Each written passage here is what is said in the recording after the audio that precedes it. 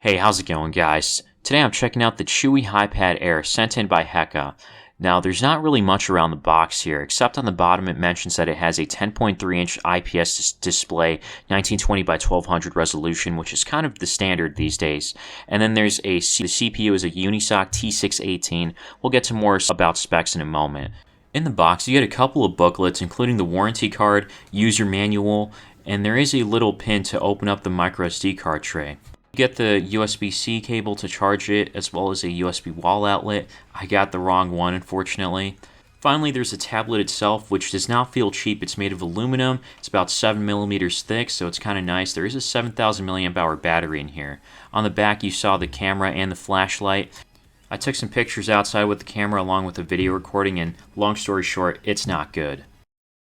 So far, I can barely see this outdoors. I have it at full brightness. And the pictures that I took looked pretty bad. There's nothing good about them, so I think this camera is bad overall. Back to the tablet. On top, you've got the volume keys, which are not too clicky. I think mine might be a little defective because it's made from plastic. Then on the right, you've got your microSD card tray. On the left is a power button, and on the right, you've got the USB-C port and the two speaker grills. I don't like the layout of this. I think it would be better if it was in the front or on both sides. We'll talk more about that in a moment. The shocking part, no headphone jack. I think that might be the standard moving forward, which is unfortunate to see. After removing this layer, there is a screen protector that's still installed on here. There's the front camera on top, and this is a little better than expected, but the only downside is that if you move just a little bit, it's not going to come out smooth. Out of the box, there's not too much bloatware, and there's 117 gigabytes of storage space available. That's a pretty good amount. The screen itself is pretty responsive, and it's not bad being 1920 by 1200. I've seen this a lot before, but it's not bad. The only problem that I do have is that you can't view this outdoors in direct sunlight or if there's sunlight out in general. It doesn't get that bright.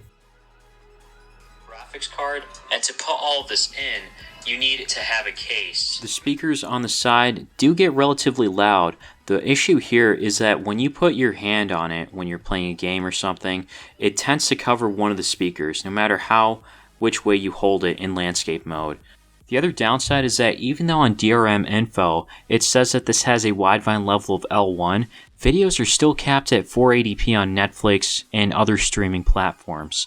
So this in and of itself can be a deal breaker. One place where it does redeem itself is in performance. Well, if you don't look at the Geekbench scores, because they are pretty low. But again, they don't translate into performance, because performance has been pretty good so far. Things have been relatively responsive, no major issues. Even with 4 gigs of RAM, you can still multitask, though it will be limited to just to certain apps, mainly the stuff that's pre-installed.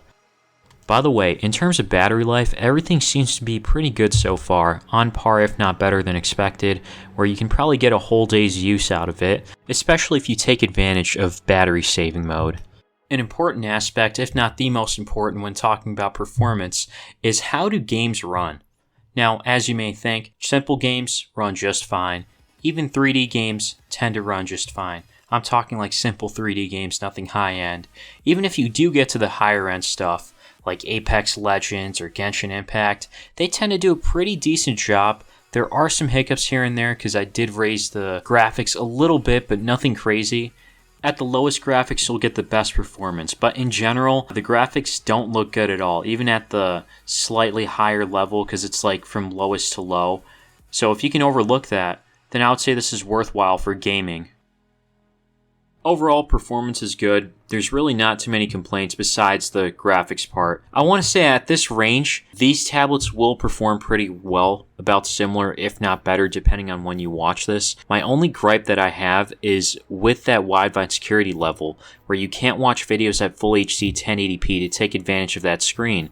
So in that aspect, if you're looking for something for more media consumption, definitely check out either the Samsung Galaxy Tab A7 or the Lenovo Chromebook 10e tablet. I'll have links down below for everything. If you found this video helpful, be sure to leave a like and subscribe for more. As always, thanks for watching.